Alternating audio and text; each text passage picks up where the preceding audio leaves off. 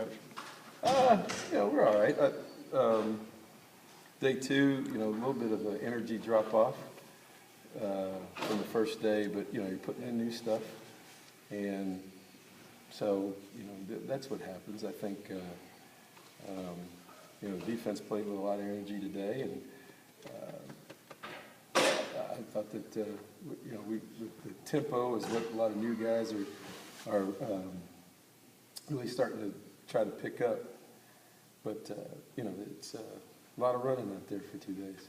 How pleased have you been with the quarterbacks and just how they've responded to the competition? Well, I think I've been pleased with the retention of a lot of guys. After 15 practices, it shows me that they've done some work on their own this summer. Quarterbacks, receivers, defensively too. I think yesterday I thought our alignments were good until the end of practice.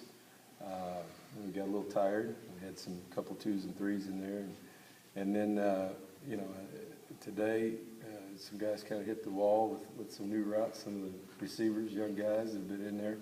When I say young guys, I'm talking about some new guys. And we've got some guys that haven't really played a whole lot. You look out there in the spring that we were missing a couple guys on offense, primarily at the tight end position or at the wide position, and Nehemiah Hicks is getting some reps. But there's a difference between conditioning shape and playing shape, and so that shows up when you're trying to throw and catch with a lot of these young freshmen today that looked pretty good yesterday running around, and now, after 2 days, and that's the reason we set practice schedule up the way it is with Sunday off, and we'll meet and give them a chance to recover a little bit, and this week will be a pretty good grind. Yesterday you said that there were a lot of youngsters and kids that were out in the spring that you wanted to take a look at. Mm-hmm. Obviously it's still real early, but has anybody kind of made a positive impression on you? I mean, we're getting everybody in the mix, I think. Like I said, Nehemiah Hicks is a guy that we had to get out there and see what was happening offensively. C-Mike is taking more snaps than he has since we've been here. Defensively, you look back there in the back end, and Stephen Campbell and Stephen Terrell, and some guys that it's different when you're working in safeties. When one guy's going and the other guy's not, they're working as a team back there. So the more reps they can get together, the better off we are. And really, that's the first time that's happened. Some guys back there moving around pretty good, and then Mathis coming back has been a pleasant surprise, and some of the young D linemen. But we're out there in underwear right now. It's a little bit different. When Monday when we put shoulder pads on, like I say every year, some guys the last two days will be their best practice of the year, and from Monday on there'll be some guys that we haven't noticed that when we start putting pads on, they'll start to surface, and some people will disappear, but the guys that surface will be the guys that play. Coach, are you a one tight end guy? Last year, Prelu and Lamoth played a lot too. What's your status? Do you like one guy to come forward there, or it's going to be a rotation possibly? I think depends on who they are. If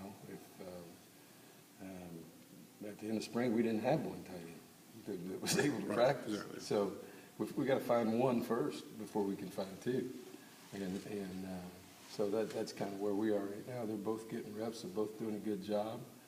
It's no secret we've used two tight end sets in the past, whether they were on the line or in the backfield or whatever they've been. It creates some problems for the defense. So, if we can get two guys that can play,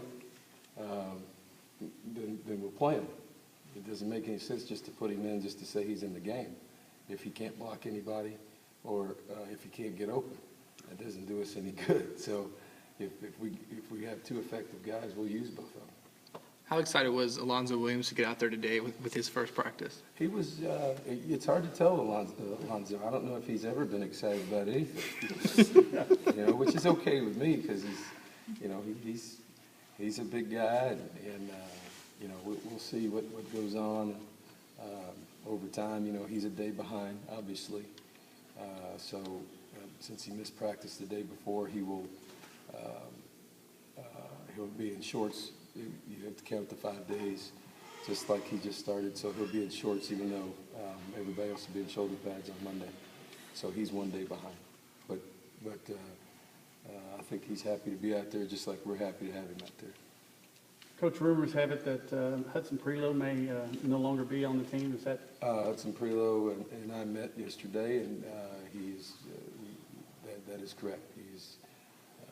We sat down and talked about it, and he's decided that that's it for him. Do you know, will he stay in school, or does he? Yes, plan he's to going to transfer? stay in school and graduate. Yes, sir. What's the status of Brandel Jackson? Brandel is not part of the 105, so he is still on scholarship. He's still on the team, but he has not been invited into camp to start with the 105.